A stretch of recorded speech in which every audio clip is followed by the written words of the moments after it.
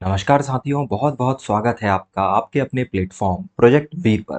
दोस्तों, मैं हूं राम रघुवंशी और यहाँ हम डिस्कस कर रहे थे साइंस एंड टेक के अंतर्गत न्यूक्लियर एनर्जी। और दोस्तों, ये आज की हमारी क्लास न्यूक्लियर एनर्जी के आखिरी टॉपिक पर होने वाली है। दोस्तों, आज का हमारा टॉपिक है इंटरनेशनल ट्रीटीज। दोस्तों देखिए, न्यूक्लियर एनर्जी एक ऐसी एनर्जी है जिसका दो तरीके से उपयोग किया जा सकता है। एक तो इसका उपयोग हो सकता है मानव के हित में, मतलब कि हम न्यूक्लियर एनर्जी से एनर्जी बनाए और उसका उपयोग हम दूर संचार में करें, शिक्षा के लिए करें या मानव जीवन को आसान बनाने के लिए करें। मतलब कि अगर हम न्यूक्लियर एनर्जी से इलेक्ट्रिसिटी बनाते हैं तो हम उसका बेहतर उपयोग कर रहे हैं। लेकिन दोस्तों, इस न्यूक्लियर एनर्जी का एक डार्क साइड भी है।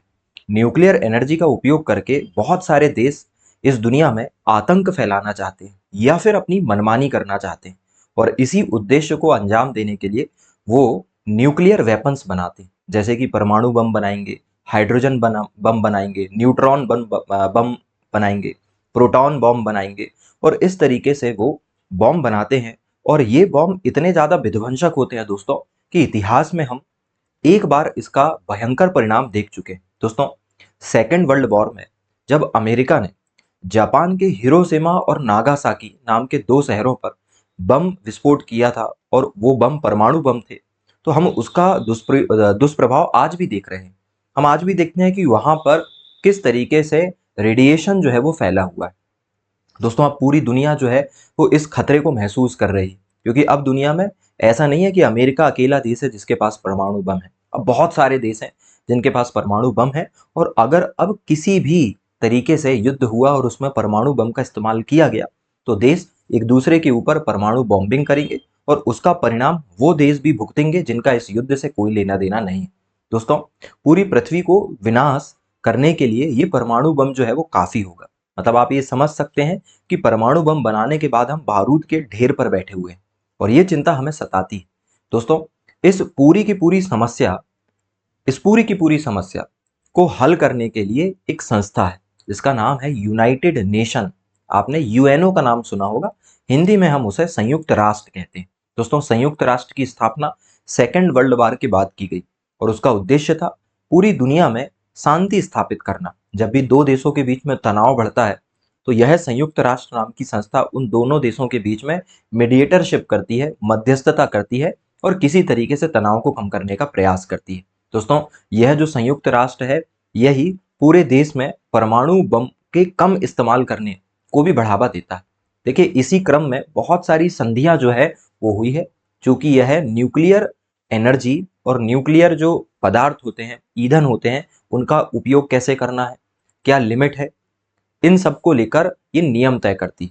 दोस्तों, इन कम से कम 12 बड़ी ऐसी संधियां हैं जिनके बारे में आज हम पढ़ने वाले हैं। दोस्तों, 12 ऐसी ट्रीटीज हैं जो कि भारत और इंटरनेशनली प्रेजेंट है। हम इनके बारे में आज पढ़ने वाले हैं। चलिए, आज की क्लास को हम शुरू करते हैं। साथियों, ऑलरेडी इसके साथ साथ साइंस एंड टेक की बहुत सारी क्लासेस जो है वो मैंने आपको पढ़ा रखी है। मुझे उम्मीद है कि आप वो क्लास जरूर लगा रहे होंगे और आपको पढ़ने और पढ़ाने का ये तरीका बहुत पसंद पसंद आ रहा होगा। दोस्तों, साथ ही साथ मुझे ये भी उम्मीद है कि आप रिवीजन कर रहे होंगे, शॉर्ट नोट्स बना रहे होंगे, और अगर आपको कोई डाउट है तो आप या तो कमेंट कर सकते हैं या फिर हमसे कांटेक्ट कर सकते हैं। इसकी पीडीएफ भी आप तक पहुंच रही होगी। चलिए, हम इस क्लास को शुरू करते हैं। आज का हमारा टॉपिक है न्यूक्लियर ट्रीटीज एंड एग्रीमेंट, परमाणु संधि एवं समझौते। दोस्तों, परमाणु संधि और समझौतों की जब भी बातचीत आती है तो सबसे मुख्य, या हम कह लें कि सबसे पहली जो ट्रीटी थी, जो संधि थी, उसका नाम था एनपीटी। दोस्तों, इसका नाम था एनपीटी। थोड़ा सा यहां पर ध्यान देना, हिंदी में इसे कहा जाता है परमाणु अप्रसार संधि। दोस्तों, इसे शॉर्ट में हम एनपीटी कहते हैं और हिंदी में इसे कहा जाता है परमाणु अप्रसार संधि। दोस्तों, इंग्लिश में क्या कहेंगे? इंग्लिश में एन का मतलब होता है न्यूक्लियर। एन का मतलब क्या हो गया? न्यूक्लियर। और पी का मतलब क्या हो गया? पी का मतलब है दोस्तों नॉन प्रोलीफरेशन। टी का मतलब है ट्रीटी। दोस्तों, न्यूक्लियर नॉन प्रोलीफरेशन ट्रीटी जो है ये कहलाती है परमाणु अप्रसार संधि। और दोस्तों, परमाणु ऊर्जा को सही उपयोग में लाने के लिए ये संधि बहुत ही प्रभावी है। पहली भी संधि ये मानी जाती है। देखिए इसे इसे 1 जुलाई 1968 को लाया गया। लेकिन दोस्तों समय लगता है ना, ये एक इंटरनेशनल एजेंडा था। तो इसे लागू किया गया है 1970 में। इसे लाया कब गया है दोस्तों? 1967 में इसे लाया गया और 1970 में इसे क्या किया गया? लागू किया गया।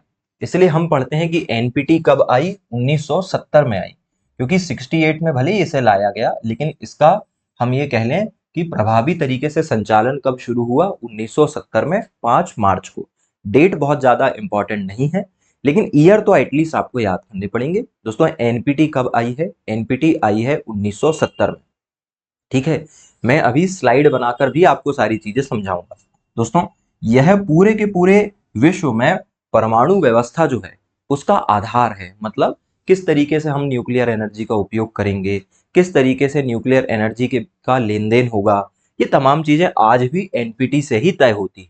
देखिए इसका उद्देश्य क्या था दोस्तों? इसका उद्देश्य था परमाणु हथियारों के प्रसार पर रोक लगाना। मैंने आपको पहले भी बताया कि जैसे जैसे हर एक देश के पास परमाणु हथियार हो जाएगा, वैसे वैसे युद्ध का खतरा बढ़ेगा। इसे आप ऐसे समझिए कि आप एक ऐसे मोहल्ले में रहते हैं जहां पर हर व्यक्ति के पास राइफल्स, कारतूस, बंदूक, ये सब है, पिस्टल्स हैं। तो उस मोहल्ले में रहना कितना रिस्की है, क्योंकि जब भी कभी भी थोड़ी सी भी नोकझोंक होगी तो लोग सीधे क्या निकालेंगे? राइफल निकालेंगे, और स्वाभाविक तौर पे गर्म जो जोशी है उसमें चीजें जो है वो हो जाएगी और राइफल से गोलियां निकल जाएगी। बिल्कुल इसी तरह दोस्तों, अगर हर देश ने परमाणु बम बना लिया तो छोटी छोटी बातों पर परमाणु विस्फोट होने लगेंगे। तो इसका उद्देश्य ये था कि हमें परमाणु हथियारों के प्रसार पर रोक लगाना है। ठीक है। दूसरा, ये कहते थे कि भाई आप परमाणु हथियार मत बनाइए, लेकिन परमाणु ऊर्जा का शांतिपूर्ण उपयोग कीजिए। दोस्तों शांतिपूर्ण उपयोग करने का मतलब है न्यूक्लियर एनर्जी बनाना। भाई अभी जो एनर्जी हम बनाते हैं, थर्मल एनर्जी बनाते हैं दोस्तों। आज अगर हम भारत की बात करें, या भारत जैसे या भारत से कम विकसित देशों की बात करें, तो हम और हमारे जैसे देश, मतलब कि विकासशील और अविकसित देश, आज भी अपनी 70 से 80% जो बिजली है वो कोयले से बनाते हैं। मतलब कि ताप विद्युत ग्रह, थर्मल जो प्लांट्स है उनमें हमारी एनर्जी बन रही है। मतलब आज भी हम कोयले पर निर्भर है। और आप सभी जानते हैं कि कोयला एक जीवाश्म है। एक लिमिट में ही कोयला धरती के अंदर मौजूद है। एक समय ऐसा आएगा जब हम कोयला नहीं निकाल पाएंगे, उस समय हमारा क्या होगा?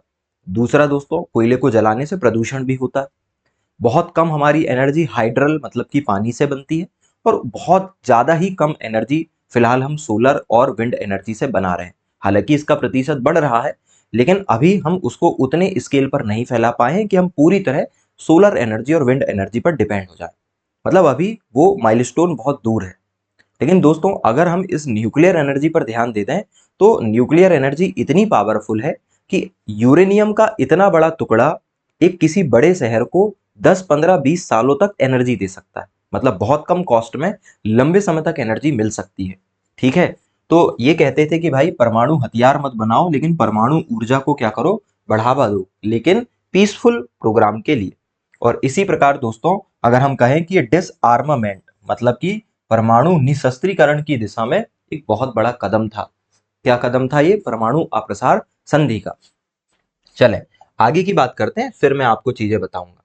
भाई जब ये संधि हुई ना दोस्तों, जब ये एनपीटी हुई, उस समय कितने देश थे जिनके पास परमाणु शक्ति थी? दोस्तों 5 देशों के पास परमाणु शक्ति थी। अमेरिका के पास थी, रसिया के पास थी, ब्रिटेन, फ्रांस और चाइना के पास थी। दोस्तों इन देशों के पास न्यूक्लियर एनर्जी थी। किस किस के पास? अमेरिका, रूस, यूके, फ्रांस और चाइना। अब हम बात करते हैं कि इस समय भारत का स्टांस क्या था, भारत की स्थिति क्या थी। दोस्तों भारत इस समय परमाणु शक्ति संपन्न देश नहीं था। आज हम परमाणु शक्ति संपन्न देश हैं, लेकिन उस समय नहीं थे। तो दोस्तों हमने इस संधि में हस्ताक्षर नहीं किए। 3 देश थे दोस्तों, भारत, पाकिस्तान और इजराइल। भारत, पाकिस्तान और इजराइल 3 ऐसे देश हैं दोस्तों जिन्होंने की इस संधि पर हस्ताक्षर नहीं किया था, क्योंकि हमारा ये मानना था कि ये संधि जो है वो डिस्क्रिमिनेशन मतलब कि भेदभाव करती है। कैसा भेदभाव करती है? भाई ये जो देश हैं, इन देशों ने परमाणु हथियार बना लिए, और अब ये कह रहे हैं कि अब इनके बाद कोई भी हथियार नहीं बना पाएगा। इसका ये मतलब है कि भाई कहीं ना कहीं आप सुपर पोजीशन में रहना चाहते हो, है ना? तो हमने कहा नहीं, अगर आपको ये संधि लागू करनी है तो इन सभी देशों को अपनी परमाणु शक्ति नष्ट करनी पड़ेगी, या तो फिर हमें बनाने का मौका देना पड़ेगा, क्योंकि हमें भाई हमें जरूरत है। अब अगर आप भारत की दोस्तों अगर आप भारत की स्थिति देखोगे तो भारत के यहाँ पर है पाकिस्तान, भारत के यहाँ पर है अफगानिस्तान, यहाँ पर है चाइना। ठीक है, तो इन देशों ने भारत में काफी घुसपैठ कर रखी थी, काफी खतरा मंडराता था हमें। तो हमने कहा भाई हमारे आसपास के जो देश हैं ये कहीं ना कहीं या तो परमाणु शक्ति संपन्न है, जैसे चाइना के पास है एटॉमिक पावर, और पाकिस्तान भी चाइना की मदद से एटॉमिक पावर बना लेगा आज नहीं तो कल। तो हमें तो जरूरत है। ये बिल्कुल ऐसी है दोस्तों कि आपका घर बीच में है और आपके दोनों पड़ोसी जो हैं, दोनों पड़ोसी उन्होंने बंदूक खरीद रखी है। तो आप चाहे कितना भी अहिंसक हो, अगर आपको अपनी सुरक्षा करनी है तो आपको शक्ति संतुलन स्थापित करना पड़ेगा और आपको भी बंदूक रखनी पड़ेगी। ये सिंपल सी बात है ना। तो इसलिए हमने इस संधि पर हस्ताक्षर नहीं करे। पाकिस्तान और इसराइल भी इस संधि से दूर रहे। ये बात थी भाई किसकी? एनपीटी की। ये बात किसकी थी? एनपीटी की थी। चलिए मैं आपको बढ़िया तरीके से अब इसे बताता हूं। दोस्तों एनपीटी का मतलब क्या होता है? Nuclear non proliferation treaty. Hindi में क्या बोलते हैं? हिंदी में दोस्तों इसे कहा जाता है परमाणु अप्रसार संधि। इसे क्या कहा जाता है? परमाणु अप्रसार संधि इसे कहा जाता है। ठीक है, और इसकी अगर हम बात करें तो दोस्तों ये इसे कब लाया गया या इसे कब लागू किया गया? तो दोस्तों यह लागू हुई है 5 मार्च 1970 को। कब लागू हुई है? 5 मार्च 1970 में ये लागू हुई है। ठीक है, किसके द्वारा लागू की गई है? यूनाइटेड नेशन के द्वारा, मतलब संयुक्त राष्ट्र के द्वारा लागू किया गया है। और इसकी अगर हम बात करें दोस्तों तो इसका उद्देश्य क्या है? इसका उद्देश्य क्या है दोस्तों? इसके तीन उद्देश्य हैं। इसके तीन उद्देश्य हैं। पहला उद्देश्य परमाणु परमाणु हथियारों के प्रसार को रोकना। परमाणु हथियार के प्रसार को रोकना। ठीक है, ये इसका उद्देश्य देखा था दोस्तों हमने। देखिए भले ही हम यहाँ पर एमसीक्यू या फिर वनडे एग्जाम के आधार पर चीजें देख रहे हैं, लेकिन जब तक कॉन्सेप्ट क्लियर नहीं होगा, जब तक कॉन्सेप्ट क्लियर नहीं होगा साथियों, हम कैसे दो संधियों के बीच में अंतर तय कर पाएंगे? अगर मैं आपको बस इतना पढ़ा दूं कि एनपीटी का फुल फॉर्म क्या है, एनपीटी कब लागू हुई, तो इससे बहुत सरल क्वेश्चन तो आपसे बन जाएंगे। लेकिन अगर उन्होंने पूछ लिया कि किस संधि में परमाणु के अप्रसार को रोका गया था या परमाणु के प्रसार को रोका गया था, तो फिर बनना चाहिए ना हमसे। तो इसलिए हम थोड़ी सी अंदर की चीजें भी देख रहे हैं। परमाणु हथियारों के प्रसार को रोकना इसका पहला उद्देश्य था।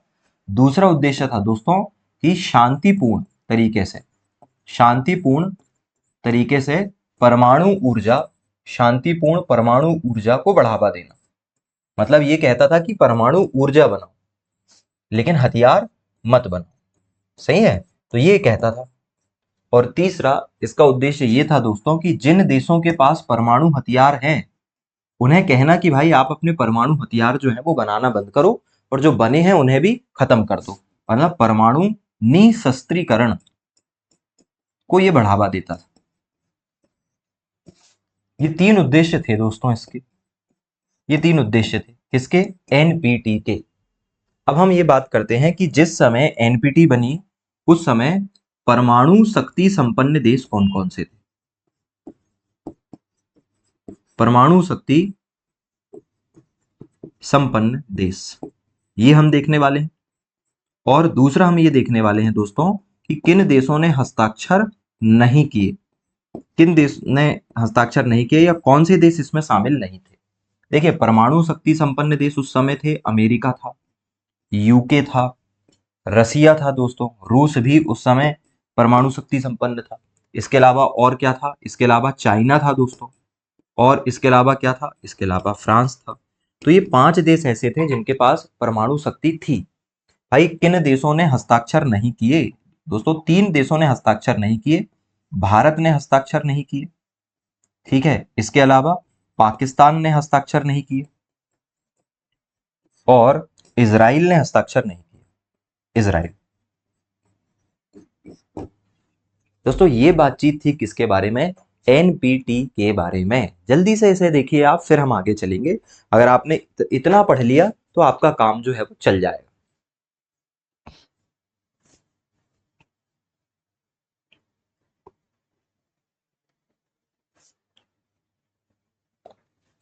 चलिए, तो दोस्तों हम बात कर रहे थे एनपीटी की, मतलब परमाणु अप्रसार संधि की। ठीक है, जल्दी से देखते हैं कब लागू हुई। 5 मार्च 1970 को लागू हुई। मैं इतनी मेहनत आपके लिए इसलिए कर रहा हूं ताकि आपको यहीं देखते हुए, इस वीडियो को देखते हुए चीजें पूरी दिमाग में बैठ जाए। भाई एनपीटी का मतलब क्या है? एनपीटी का मतलब है परमाणु अप्रसार संधि, मतलब न्यूक्लियर नॉन प्रोलिफरेशन ट्रीटी, जो कि 5 मार्च 1970 को लागू हुई। इसका उद्देश्य था परमाणु हथियारों को कम करना और परमाणु परीक्षण को रोकना। दूसरा, परमाणु ऊर्जा के शांतिपूर्ण उपयोग को बढ़ावा देना। जिस समय ये संधि हुई उस समय 5 देशों के पास परमाणु शक्ति ऑलरेडी थी। किस किस के पास थी? अमेरिका के पास थी, रसिया के पास थी, यूके के पास थी, फ्रांस के पास थी और चाइना के पास थी। और भारत, इजराइल और पाकिस्तान 3 देश ऐसे थे जिन्होंने इस संधि पर हस्ताक्षर नहीं करे, क्योंकि हमें लगता था कि भाई भेदभाव हो रहा है। और ये सच बात भी है दोस्तों, ये भेदभाव हो रहा था उस दौरान। ठीक है, अब आगे की बातचीत करते हैं भाई हम। दोस्तों अगली जो हमारी महत्वपूर्ण संधि है उसका नाम है सीटीबीटी। अगली जो महत्वपूर्ण संधि है उसे कहा जाता है सीटीबीटी। दोस्तों ये सीटीबीटी क्या होता है? सी का मतलब है कॉम्प्रिहेंसिव। सी का मतलब क्या है? यहां पर सी का मतलब है कॉम्प्रिहेंसिव। कॉम्प्रिहेंसिव। एन का मतलब, अच्छा, हाँ, कॉम्प्रिहेंसिव न्यूक्लियर टेस्ट बैन। ठीक है दोस्तों, टी का मतलब है टेस्ट, न्यूक्लियर टेस्ट। बी का मतलब है बैन और अगले टी का मतलब है treaty. Comprehensive, comprehensive nuclear test ban treaty, है ना? मतलब व्यापक परमाणु परीक्षण प्रतिबंध संधि। दोस्तों यह है व्यापक परमाणु परीक्षण संधि थी, है ना? तो यह व्यापक परमाणु परीक्षण प्रतिबंध संधि है। मतलब ये एक प्रकार की कैसी ट्रीटी है? बैन लगाने वाली ट्रीटी है। इसका फुल फॉर्म फिर से देखते हैं। सीटीबीटी का फुल फॉर्म क्या होगा? दोस्तों बीटी का मतलब है बैन ट्रीटी, मतलब ये बैन लगाएगी किस पर? सीटी पर। कॉम्प्रिहेंसिव का मतलब होता है बड़े पैमाने पर। तो बड़े पैमाने पर जो न्यूक्लियर टेस्ट होते हैं दोस्तों, इस पे बैन लगाने वाली क्या है? ये ट्रीटी है। इसलिए इसका फुल फॉर्म क्या है? सीटीबीटी। एक सेकंड रुकिएगा। चलिए, तो दोस्तों ये बात थी किसकी? सीटीबीटी की। फिलहाल हमने इसका फुल फॉर्म बस देखा है भाई, क्योंकि फुल फॉर्म भी आपसे पूछा जा सकता है। तो एक बार और फुल फॉर्म पे बात कर लेते हैं। सीटीबीटी का फुल फॉर्म होता है comprehensive nuclear test ban treaty. ऐसी ट्रीटी है जो बैन लगाती है किस पर? कॉम्प्रिहेंसिव टेस्ट पर। हिंदी में क्या बोलेंगे? हिंदी में बोलेंगे दोस्तों व्यापक परमाणु परीक्षण प्रतिबंध संधि। देखिए, यह 1996 से, कब से? 1996 से लागू हुई। और इसे भी यूएनजीए, मतलब कि यूनाइटेड नेशन जनरल असेंबली, मतलब संयुक्त राष्ट्र के द्वारा, इसे भी किसके द्वारा? संयुक्त राष्ट्र के द्वारा क्या किया गया? लागू किया गया। दोस्तों मैं आपको पहले ही बता चुका हूं कि इंटरनेशनली शांति स्थापित करने के लिए संयुक्त राष्ट्र जैसी संस्था बनाई गई थी। इसका उद्देश्य क्या है? इसका उद्देश्य दोस्तों सभी प्रकार के परमाणु परीक्षणों पर रोक लगाना। ठीक है, देखिए परमाणु परीक्षण जो है वो 3 प्रकार के हो सकते हैं। हवा में हो सकता है, उसे हम कहते हैं वायुमंडलीय। पानी के अंदर हो सकता है, उसे हम कहते हैं जलीय। और जमीन के अंदर सुरंग बना के हो सकता है, उसको हम कहते हैं भूमिगत। ये वायुमंडलीय मतलब कि एटमॉस्फेरिक, भूमिगत मतलब कि अंडरग्राउंड और जलीय मतलब कि अंडर वाटर, किसी भी तरीके के परीक्षण पर क्या लगाता है? बैन लगाता है। ठीक है दोस्तों, किसी भी देश ने इसमें हस्ताक्षर करने की नहीं सोची। यह अभी तक प्रभावी नहीं हो पाई, क्योंकि जितने भी प्रमुख देश थे उन्होंने कहा भैया आप अगर सभी प्रकार के प्रतिबंध लगा दोगे तो हम तो जीवन में कभी कुछ कर ही नहीं पाएंगे। तो इस पर हस्ताक्षर नहीं हुए और इसलिए आज भी यह संधि जो है वो जो है सही तरीके से लागू नहीं हो पाई। ठीक है, तो ये इस संधि की बातचीत। भारत की बात करते हैं दोस्तों। हमने भी कहा कि यह संधि क्या है? डिस्क्रिमिनेशन करती है, मतलब कि भेदभाव करती है। इसलिए हमने इस पे हस्ताक्षर नहीं करे। दोस्तों हम अकेले देश नहीं थे जिन्होंने हस्ताक्षर नहीं करे। अमेरिका ने भी हस्ताक्षर नहीं किया, China, India, Pakistan, north Korea, इन्होंने हस्ताक्षर नहीं करे। और इस वजह से दोस्तों यह जो संधि है यह बहुत ज्यादा प्रभावी नहीं हो पाई, या आज तक जो है यह प्रभावी नहीं मानी जाती है। चलिए इसको भी हम एक स्लाइड बनाकर पढ़ लेते हैं दोस्तों। CTBT, और CTBT का फुल फॉर्म क्या है भाई? Comprehensive nuclear test ban treaty. Hindi में इसका फुल फॉर्म होता है व्यापक परमाणु परीक्षण, व्यापक व्यापक परमाणु परीक्षण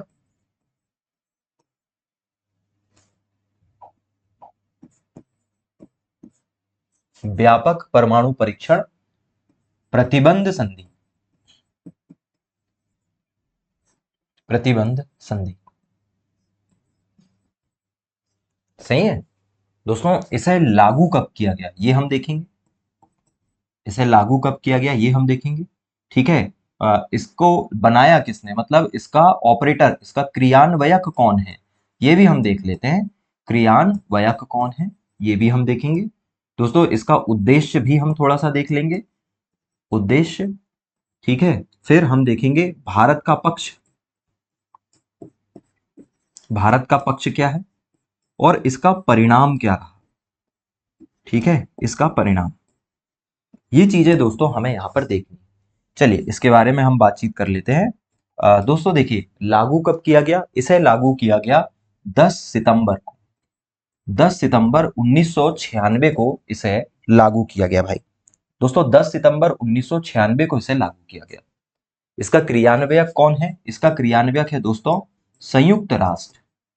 संयुक्त राष्ट्र मतलब, संयुक्त राष्ट्र मतलब क्या भाई? UN, UNGA, मतलब यूनाइटेड नेशन जनरल असेंबली जो है, संयुक्त राष्ट्र की जो महासभा होती है दोस्तों, उसने ये ट्रीटी बनाई थी, ये संधि बनाई थी। उद्देश्य क्या था इसका? सभी प्रकार के परमाणु परीक्षणों पर प्रतिबंध लगाना, सभी प्रकार के परमाणु परीक्षण पर रोक लगाना। दोस्तों ये इसका उद्देश्य था, सभी प्रकार के परमाणु परीक्षण पर प्रतिबंध लगाना इसका क्या था? उद्देश्य था। चाहे वो हवा में करो, चाहे वो आप पानी में करो, चाहे वो जमीन के अंदर करो।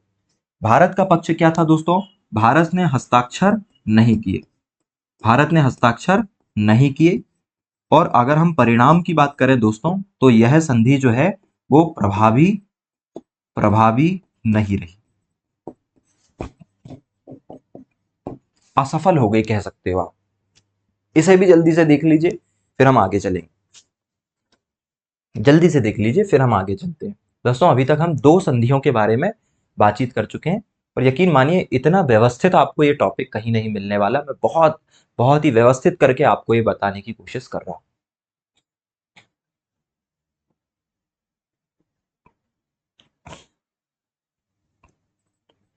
चलिए तो साथियों अभी तक हम 2 संधियों के बारे में बातचीत कर चुके हैं। पहली संधि हमने क्या देखा था? पहली संधि हमने देखा था NPT, मतलब कि परमाणु अप्रसार संधि, नॉन न्यूक्लियर प्रोलिफरेशन ट्रीटी। और उस संधि को और इस संधि को, इसका नाम क्या है? CTBT, comprehensive nuclear test ban treaty. ये हम डिस्कस कर चुके हैं। ठीक है, अगर हम कंपेयर करें तो जो NPT थी और CTBT थी वो 1970 में, ये 1996 में। दोनों को ही संयुक्त राष्ट्र ने बनाया। वह परमाणु के प्रसार को रोकती थी, यह परमाणु परीक्षण को रोकती है। उसमें भी भारत ने हस्ताक्षर नहीं करे, इसमें भी भारत ने हस्ताक्षर नहीं करे हैं दोस्तों। बस अंतर यह है कि वह संधि काफी देशों के द्वारा मानी जाती है, और यह संधि जो है वो आमतौर पर बड़े देशों के द्वारा मानी नहीं जाती है, मतलब वह सफल थी, यह असफल थी। चलिए अगली संधि की तरफ हम जा रहे हैं, और तीसरी जो महत्वपूर्ण संधि है वो कहलाती है PTBT। अभी हमने देखा था CTBT, अब हम बात कर रहे हैं किसकी? PTBT की बात कर रहे हैं दोस्तों। और PTBT का फुल फॉर्म होता है आपका, P का मतलब पार्शियल टेस्ट बैन ट्रीटी। मतलब दोस्तों वह कॉम्प्रिहेंसिव थी, मतलब बड़े पैमाने पर होने वाले परमाणु परीक्षण को रोकती थी। यह छोटे परमाणु परीक्षण को भी रोकती है। मतलब वहां पर कॉम्प्रिहेंसिव था, यहां पर पार्शियली है, तो partially partially test ban treaty. दोस्तों आंशिक परमाणु परीक्षण प्रतिबंध संधि इसका फुल फॉर्म। यह 1963 में लागू हो गई। ठीक है, और इसमें शुरुआत में 3 देशों ने हस्ताक्षर कर दिए थे। एक तो अमेरिका ने इसमें हस्ताक्षर करा शुरू में, दूसरा, इसमें दोस्तों ब्रिटेन ने भी हस्ताक्षर कर दिया था। और तीसरा रूस। तीन देश थे, अमेरिका, ब्रिटेन और रूस, जिन्होंने इसे मान लिया था। दोस्तों, इसे 1963 में ही प्रभावी कर दिया गया, इंटरनेशनली ये लागू हो गई और भारत ने भी इसमें हस्ताक्षर करे। और भारत शांतिपूर्ण परमाणु नीति का समर्थन करता है। मतलब ये कहता है भैया कि हम परमाणु का उपयोग करेंगे, लेकिन अच्छे कामों के लिए करेंगे, बम बनाने के लिए नहीं करेंगे। इसलिए भारत ने भी इसमें हस्ताक्षर किए थे भाई। दोस्तों, ये जो संधि है, यह संधि भी वायुमंडल में होने वाले प्रतिबंध को, परीक्षण को रोकती है। मतलब ये संधि कहती है कि आप हवा में न्यूक्लियर बम का परीक्षण नहीं कर सकते। ठीक है। फिर आउटर स्पेस में परीक्षण नहीं कर सकते और पानी में भी नहीं कर सकते। मतलब कुल मिलाकर ये कहती है कि अगर आपको परीक्षण करना है तो केवल आप जमीन के नीचे कर सकते हो, भूमिगत कर सकते हो, बाकी सारे आप परीक्षण नहीं कर सकते। ना तो अंतरिक्ष में कर सकते हो, ना वायुमंडल में कर सकते हो, ना पानी में कर सकते हो। और केवल कहाँ कर सकते हो? जमीन में परीक्षण कर सकते हो। तो हमने कहा ठीक है भाई, जब भी हमें करना रहेगा तो हम एक सुरंग बनाएंगे, रेगिस्तान में सुरंग बनाएंगे और वहां नीचे हम परीक्षण कर देंगे। जैसे भारत अपने परीक्षण कहाँ करता है? राजस्थान के पोखरण में करता है दोस्तों। कहाँ करता है? पोखरण में। ठीक है। तो ये है दोस्तों आपकी क्या, पीटीबीटी। चलिए इसे भी मैं जल्दी से आपको बताता हूँ। दोस्तों, पीटीबीटी का फुल फॉर्म क्या होता है? Partially nuclear test ban treaty. Hindi में अगर बताएं तो आंशिक आंशिक परमाणु परीक्षण प्रतिबंध संधि। दोस्तों, आंशिक परमाणु परीक्षण प्रतिबंध संधि जो है इसका फुल फॉर्म ये है दोस्तों, आंशिक परमाणु परीक्षण प्रतिबंध संधि। देखिए यह कब लागू हुई, हमें क्या क्या देखना होता है। लागू कब हुई, ठीक है। क्रियान्वयक कौन कौन है, इसका क्रियान्वयन कौन करता है दोस्तों, ये भी हमें देखनी है। इसका उद्देश्य क्या था, इसका उद्देश्य क्या था, ठीक है। फिर भारत का पक्ष क्या है दोस्तों, क्योंकि हमें तो यही जानना है कि भारत का स्टांस क्या था। और इसका परिणाम क्या रहा, इसका परिणाम क्या रहा, ये पॉइंट्स हम देखने वाले। ठीक है। चलिए इसके बारे में भी हम बातचीत कर लेते हैं। दोस्तों, ये कब लागू हुई?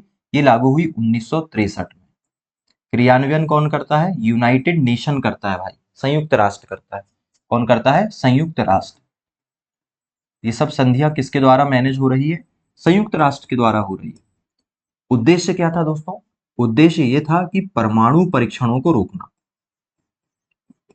परमाणु जो परीक्षण हो रहे हैं, कहां कहां पर हो रहे हैं? वायु में हो रहे हैं, जल में हो रहे हैं, और कहां पर हो रहे हैं? अंतरिक्ष में हो रहे हैं। मैं को रोकना, ये इसका उद्देश्य था दोस्तों। भारत का पक्ष क्या था? भारत जो है हस्ताक्षर किया था भारत ने। भारत क्या है? हस्ताक्षर करता देश है। मतलब भारत का कहना था भैया हम इसे मानते हैं। दोस्तों, भारत का क्या कहना था? भारत जो है वो शांतिपूर्ण नीति का समर्थन करता है। भारत शांतिपूर्ण नीति को मानता है। तो हमने कहा भैया हम मान लेंगे, हमें कोई दिक्कत नहीं है, वैसे भी हम आतंकी देश तो है नहीं। परिणाम की अगर हम बात करें दोस्तों, तो परिणाम ये निकला कि ब्रिटेन ने अमेरिका, ब्रिटेन और रूस ने क्या किए? हस्ताक्षर किए। और दूसरा दोस्तों, यह जो परीक्षण है, ये जो परीक्षण है आपका, यह भूमिगत परीक्षण को अनुमति देता है। याद रखिएगा, यह भूमिगत परीक्षण को क्या देता है? अनुमति देता है। मतलब ये कहता है कि आप जमीन के अंदर क्या कर सकते हो? परीक्षण कर सकते हो। ये हो गई पीटीबीटी की बात। जल्दी से इसे भी देखिए, देन फिर हम आगे के बारे में चल सकते हैं, बात कर सकते हैं। देखिए भाई,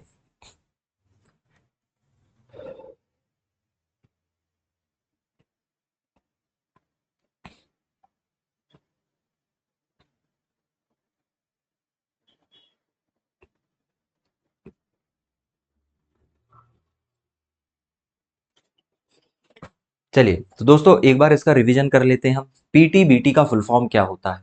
पीटीबीटी का फुल फॉर्म होता है partial nuclear test ban treaty, मतलब कि आंशिक परमाणु परीक्षण प्रतिबंध संधि। इसे 1963 में लाया गया था, सबसे पहले लाया गया था इसे।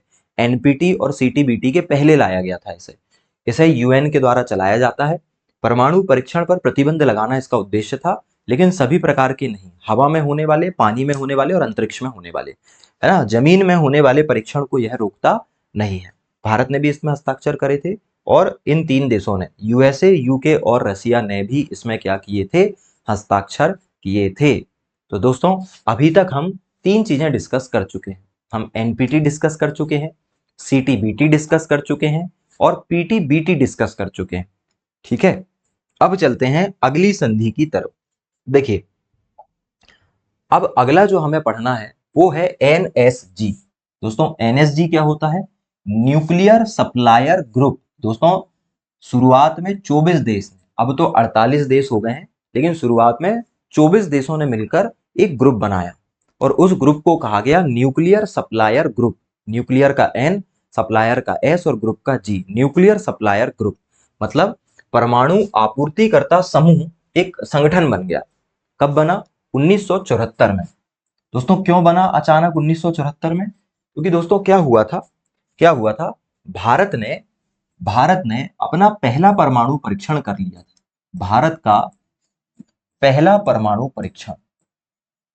देखिए दोस्तों, जितने भी विकसित देश थे ना, और जिनके पास परमाणु शक्ति जो है वो बन चुकी थी, वो कभी नहीं चाहते थे कि बाकी देश, खासतौर पे भारत जैसे विकासशील देश, अपना परमाणु बम बनाए।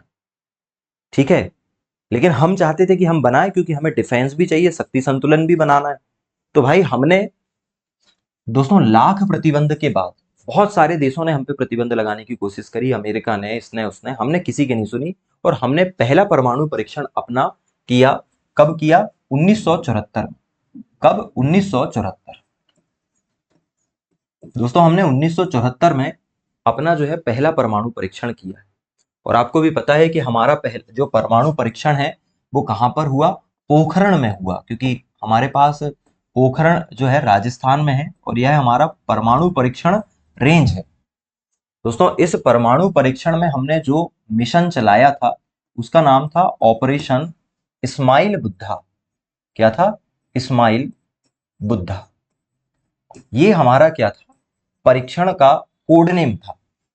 और इसे लीड कर रहे थे, इसके जो मुख्य मुख्य जो ये कह लें हम कि इसके जो मुख्य अधिकारी थे या मुख्य इसके जो वैज्ञानिक थे वो थे राजा रमन्ना।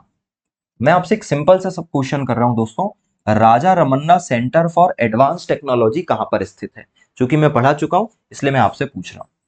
तो सर राजा रमन्ना जो थे वो इस प्रोग्राम को लीड कर रहे थे। और दोस्तों अगर हम इसके परिणाम की तरफ जाएं तो यह परमाणु परीक्षण कैसा रहा? सफल रहा। और इस समय दोस्तों प्रधानमंत्री कौन थी? इस समय प्रधानमंत्री थी श्रीमती इंदिरा गांधी। तो दोस्तों यह जो परमाणु परीक्षण है वो इंदिरा गांधी जी के काल में किया गया था और राजा रमन्ना जो थे वो मुख्य वैज्ञानिक थे। परिणाम सफल रहा। दोस्तों जब ये परमाणु परीक्षण हो गया तो ये बात जब विभिन्न देशों को पता चली तो उन्होंने कहा कि भैया अब हमें एकजुट हो जाना चाहिए। और उन लोगों ने मिलकर अपना एक ग्रुप बना लिया 1974 में, जिसका नाम है एनएसजी, न्यूक्लियर सप्लायर ग्रुप। यहां लिखा भी हुआ है भारत के पोखरण फर्स्ट परीक्षण के बाद इसका गठन किया गया। फिर डर गए थे ये लोग। और इसका उद्देश्य क्या था? इसका उद्देश्य था परमाणु सामग्री और परमाणु बम बनाने की तकनीक पर प्रतिबंध लगाना, क्योंकि इन्हें लगता था कि अगर हम परमाणु बम बनाने का सामान और टेक्नोलॉजी पर ही प्रतिबंध लगा देंगे तो कोई भी देश जो है वो टेक्नोलॉजी सीख ही नहीं पाएगा। तो इन्होंने बैन लगाने के लिए ये ग्रुप बनाया। और दोस्तों इसमें 48 देश थे, शुरुआत में 24 थे, बाद में 48 हो गए। और इसका उद्देश्य भी वही था कि भाई परमाणु हथियारों के प्रसार को कम करना। तो ये सभी देश मिलकर किसी को भी परमाणु बम बनाने की टेक्नोलॉजी, परमाणु बम बनाने का ईंधन जैसे कि यूरेनियम, पोलोनियम, प्लूटोनियम नहीं दिया करते थे। तो ये क्या है भाई? एनएसजी क्या है? एनएसजी है न्यूक्लियर सप्लायर ग्रुप। कब बना? 1974 में। कितने देश हैं? 48। उद्देश्य क्या है? परमाणु बम बनाने पर प्रतिबंध लगाना, परमाणु बम बनाने की सामग्री और टेक्नोलॉजी को आगे जाने से रोकना। क्या भारत इसका मेंबर बना? आगे चल के दोस्तों भारत भी इसका सदस्य बन गया, क्योंकि अब तो हमारे पास भी न्यूक्लियर बम है ना, तो हम भी इसके मेंबर बन गए। और इसमें दोस्तों वही देश शामिल होता है जिसके पास परमाणु बम है। जिसके पास परमाणु बम है वही देश इसमें शामिल होता है, याद रखिएगा। तो 2008 में दोस्तों हमको एनएसजी वाइबर का जो है अवार्ड मिला था, जो कि उसके अंतर्गत एक अवार्ड होता है। ठीक है, तो दोस्तों ये है मतलब क्या आपका एनएसजी, ये क्या है आपका एनएसजी है भाई। ठीक है, आगे के बारे में बातचीत हम करते हैं दोस्तों। अगला जो कार्यक्रम है उसका नाम है एमटीसीआर। अगला क्या है? एमटीसीआर। दोस्तों अगला क्या है? एमटीसीआर। ये एमटीसीआर क्या होता है? एमटीसीआर का मतलब है missile technology control regime. Missile technology control regime. दोस्तों परमाणु बम जो है वो मिसाइल में लगाकर भी तो भेजे जा सकते हैं, जिसे हम कहते हैं न्यूक्लियर मिसाइल। दोस्तों ये जो परमाणु वाली मिसाइल है ये एक महाद्वीप से दूसरी महाद्वीप में जाकर भी विध्वंस कर सकती है। तो यूनाइटेड नेशन ने देशों को कहा कि हमें एक ऐसी संधि करनी चाहिए जिसमें हम सभी देशों को ये कहें कि आपको मिसाइल बनाना है बनाओ, डिफेंस बहुत जरूरी है, लेकिन ज्यादा दूर जाने वाली मिसाइल पर प्रतिबंध हमें लगाना चाहिए, ताकि यूरोप में कोई बैठा देश एशिया के देशों को डरा ना सके। अगर हमने दोस्तों बहुत लंबी दूरी की मारक क्षमता वाली मिसाइल बना ली तो पूरे दुनिया में आतंक जो है वो फैल जाएगा, डर का माहौल जो है वो बना रहेगा। तो हमने मतलब पूरी दुनिया में यूएन ने एक संधि जो है वो करने का प्रस्ताव रखा, जिसे कहा जाता है MTCR, missile technology control regime, जो ये कहती है कि हमें ज्यादा दूर तक जाने वाली मिसाइलों को रोकना चाहिए। दोस्तों ये 1987 में बना। ठीक है, और इसमें टोटल 35 देश हैं और भारत इसमें 2016 से मेंबर। कब बना? 1987 में बना है। मेंबर कितने हैं दोस्तों इसके? इसके मेंबर्स हैं टोटल 35। और अगर हम इंडिया की बात करें दोस्तों तो इंडिया भी इसका मेंबर है। कब से? 2016 से। ठीक है, तो इसमें ऐसा है कि जो भी देश इसको मानेगा उसे बाकी चीजों के लिए सपोर्ट मिलेगा, लेकिन उसे कुछ नियम मानने पड़ेंगे, है ना। तो ये क्या है? एमटीसीआर। तो देखिए दोस्तों अभी तक हम क्या क्या पढ़ चुके हैं। देखिए हमने पहली जो संधि पढ़ी वो थी नॉन प्रोलिफेरेशन ट्रीटी, जो कि 1970 में आई।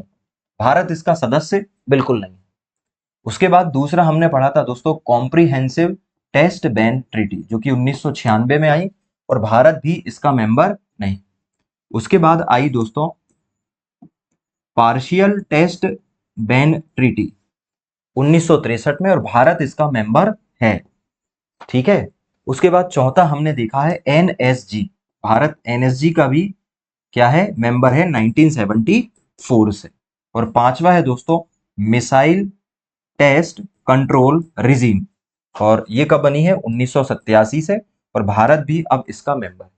अगर हम इन सब में ये देखें कि भाई भारत का स्टांस क्या है, भारत की क्या स्थिति है, दोस्तों भारत इसका सदस्य नहीं है, इसका भी सदस्य नहीं है, और इन तीनों का क्या है? भारत सदस्य है। तो अभी तक हमने दोस्तों इन 5 न्यूक्लियर ट्रीटीज पर बातचीत की है या एग्रीमेंट्स पर बातचीत की है। ठीक है, तो ये आज फिलहाल हमने इतना देखा है। अब अगली हम संधि की तरफ जा रहे हैं। चलिए भाई, अगली संधि की अगर हम बात करें दोस्तों तो अगली संधि है एफएमसीटी। देखिए लास्ट में मतलब आज तो नहीं, लेकिन अगली क्लास में हम इस टॉपिक को पूरा कंक्लूड करेंगे और मैं आपको एक जबरदस्त ट्रिक बताऊंगा।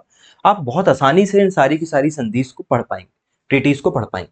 फिलहाल लेकिन देखिए इनके जैसे नाम है, हमें वैसे ही पढ़ना पड़ेगा। एनपीटी, सीटीबीटी, पीटीबीटी, है ना, एमटीसीआर, और हमने एक और जो देखा था एनएसजी। दोस्तों सभी लोग ऐसे ही पढ़ते हैं, ऐसे हमें भी ऐसे ही पढ़ना पड़ेगा। चलिए अब हम बात कर रहे हैं एफएमसीटी। एफएमसीटी का मतलब होता है fissile material cut off treaty. थोड़ा ध्यान देना, देखिए यह संधि अभी तक लागू नहीं हुई है, अभी केवल इसका नेगोशिएशन चल रहा है, क्योंकि कोई भी देश इस प्रकार की संधि नहीं करना चाहेगा। ठीक है, यह संधि कहती है कि हमें ऐसी मिसाइल और ऐसी सारी टेक्नोलॉजी पर प्रतिबंध लगा देना चाहिए जो परमाणु हथियारों से रिलेटेड, और कोई भी देश ऐसा नहीं करना चाहेगा दोस्तों। इसीलिए भारत ही नहीं, दुनिया का कोई भी देश इसे मानने के लिए तैयार नहीं है, इसलिए ये संधि अभी तक लागू नहीं हो पाई है भाई। तो इसे कहा जाता है FMCT। आप चाहें तो इसे छोड़ भी सकते हो, पर चूंकि लगे हाथों हमने बात कर ली कि जैसे हमने देखा था ये वाली संधि, इसके पहले हमने देखा था MTCR, ये मिसाइल टेक्नोलॉजी कंट्रोल रिजीम है। अब हम देख रहे हैं fissile material cut off treaty. ये संधि कहती है कि जो मटेरियल लगता है परमाणु बनाने के लिए, परमाणु हथियार बनाने के लिए, जैसे कि यूरेनियम लगता है, प्लूटोनियम लगता है, इस पे प्रतिबंध लगा दो, इसका उत्पादन ही मत होने दो दुनिया में, तो फिर ये चीज होगी। लेकिन दोस्तों ऐसा नहीं है ना, हम इसका अच्छा उपयोग भी तो कर सकते हैं। तो कोई भी देश जो है वो इसे नहीं मान रहा है, इसलिए ये जो संधि है ये मानकर चलिए कि असफल ही हो जाएगी, तो इसे कोई नहीं मानने वाला भाई। ठीक है, चलें। तो दोस्तों अभी तक हम इतनी चीजें देख चुके हैं, आगे की बातचीत करते हैं हम। चलिए दोस्तों, चलिए अगली संधि के बारे में हम बात कर रहे हैं, और अगली संधि है अंतरराष्ट्रीय परमाणु ऊर्जा एजेंसी सुरक्षा समझौता। देखिए दोस्तों, एक संस्था है IAEA, international atomic energy agency. इसका फुल फॉर्म क्या है? इंटरनेशनल, आई मतलब इंटरनेशनल, ए मतलब एटॉमिक, ई मतलब energy. International atomic energy agency मतलब अंतरराष्ट्रीय परमाणु ऊर्जा एजेंसी। इसने एक समझौता किया, सुरक्षा समझौता। तो इसे हम क्या कहते हैं? इसे हम कहते हैं IAEA सेफ गार्ड एग्रीमेंट, परमाणु परमाणु ऊर्जा एजेंसी सुरक्षा समझौता, IAEA सेफ गार्ड एग्रीमेंट। दोस्तों यह संस्था जो है, इस संस्था की अगर मैं बात करूं तो यह संस्था 1957 में बनी, और इसका हेडक्वार्टर वियना में है। कहां पर है? वियना में। ठीक है, तो ये वियना में है और वहां से ऑपरेट होती है, और इसका काम है पूरी दुनिया में एटॉमिक एनर्जी के मामले में नियम कानून बनाना, और जो भी दिक्कत है उसे दूर करना। और इसने एक समझौता करी है। इसने ये कहा कि जो भी देश हमारे साथ जुड़ेंगे, हम उनको पूरा सपोर्ट करेंगे एटॉमिक एनर्जी में, लेकिन आपको ये ट्रीटी करनी पड़ेगी कि आप परमाणु सामग्री का दुरुपयोग नहीं करेंगे। ठीक है, और समय समय पर मॉनिटरिंग करवाएंगे और समय समय पर वेरिफिकेशन करवाएंगे कि आप जो काम कर रहे हो वो शांतिपूर्ण तरीके से कर रहे हो, परमाणु ऊर्जा बनाने के लिए कर रहे हो, परमाणु बम बनाने के लिए नहीं कर रहे हो। दोस्तों भारत ने भी 2008 में इनके साथ क्या किया है? समझौता किया है। तो भारत ने भी ये समझौता इनके साथ किया है भाई। ठीक है, आगे की बात करते हैं, फिर स्लाइड बना के मैं आपको बताता हूँ। देखिए 2008 में जब हमने समझौता कर लिया, तो हमने कहा भाई हमारे दो प्रोग्राम है। भारत ने जब समझौता कर लिया तो भारत ने कहा कि हम नागरिकों के लिए परमाणु ऊर्जा बनाते हैं, और सैन्य परमाणु कार्यक्रम हमारा अलग है। ठीक है, तो जब IAEA को ये बात पता चली तो IAEA ने हमारी बहुत सारी मदद करी, बहुत सारे देशों के साथ हमारी संधि करवाई, ताकि हमें नागरिकों के लिए जो हम अच्छा उपयोग करते हैं परमाणु ऊर्जा का, उसके लिए हमें टेक्नोलॉजी मिल सके, है ना। अलग अलग देशों के साथ हमने संधि करी। जैसे मैंने आपको बढ़ाया था परमाणु ऊर्जा से संबंधित प्लांट, तो हमने देखा था अमेरिका के सहयोग से भारत में 2 चीजें बन रही है, फ्रांस के सहयोग से महाराष्ट्र के जैतपुरा में बन रहा है प्लांट, रसिया के सहयोग से हरिपुरा और कुडनकुलम में बन रही है चीजें। तो ये सब देश तभी तो मदद करने आगे आएंगे ना, जब क्लियर होगा कि हम परमाणु ऊर्जा का क्या कर रहे हैं, एनर्जी बना रहे हैं कि बम बना रहे हैं। तो जब हमने कहा कि हम एनर्जी बना रहे हैं, तो IAEA ने बहुत सारे देशों के साथ हमारी ट्रीटी करवाई है, डील करवाई। ठीक है, तो भारत को अंतरराष्ट्रीय मान्यता मिली कि हम क्या करते हैं, शांतिपूर्ण तरीके से परमाणु ऊर्जा का उपयोग करते हैं। तो दोस्तों ये बहुत ही महत्वपूर्ण समझौता था, जिसे कहा जाता है IAEA सेफ गार्ड समझौता या सुरक्षा समझौता। अब देखिए IAEA एक ऐसी संस्था है जो 1957 से जेनेवा में हेडक्वार्टर है इसका, और ये काम कर रही है। ये बहुत पुरानी संस्था है भाई, जो पूरी दुनिया में ऑलरेडी काम कर रही है। ठीक है, इसने कहा कि सभी देशों को हमारे साथ क्या करना है, ट्रीटी करना है। और भारत और IAEA की ट्रीटी कब हुई दोस्तों? तो भारत और IAEA का जो समझौता हुआ वो हुआ 2008 में। कब हुआ? 2008 में। बस आपसे इतना सा पूछा जाए। ठीक है, ये सिंपल सी बातचीत थी दोस्तों।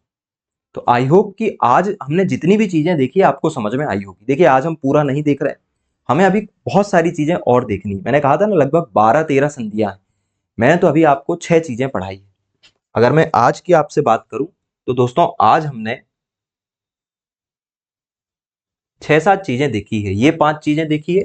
इसके इसके अलावा दोस्तों IAEA सेफ गार्ड एग्रीमेंट हमने देखा है और फिसाइल वाला हमने देखा है जो कि लागू नहीं हो पाया। तो ऐसी 7 संधि आज हमने देखी। मैं आपको ये कहूंगा कि भाई इस क्लास को आपको एक बार और लगाना चाहिए ताकि सारी की सारी बातें जो है वो आपके दिमाग में बैठ जाए। दोस्तों अगली क्लास में हम पहले रिवीजन करेंगे इन सभी की सभी न्यूक्लियर ट्रीटीज और एग्रीमेंट का, और उसके बाद अलग अलग देशों के साथ जो हमने संधि की है उन पर हम बातचीत करेंगे और इस पूरे के पूरे टॉपिक को एक बेहतरीन ट्रिक बनाते हुए खत्म करेंगे। मुझे उम्मीद है कि आपको ये क्लास अच्छी लगी होगी। हम मिलते हैं अगली क्लास में। नमस्कार।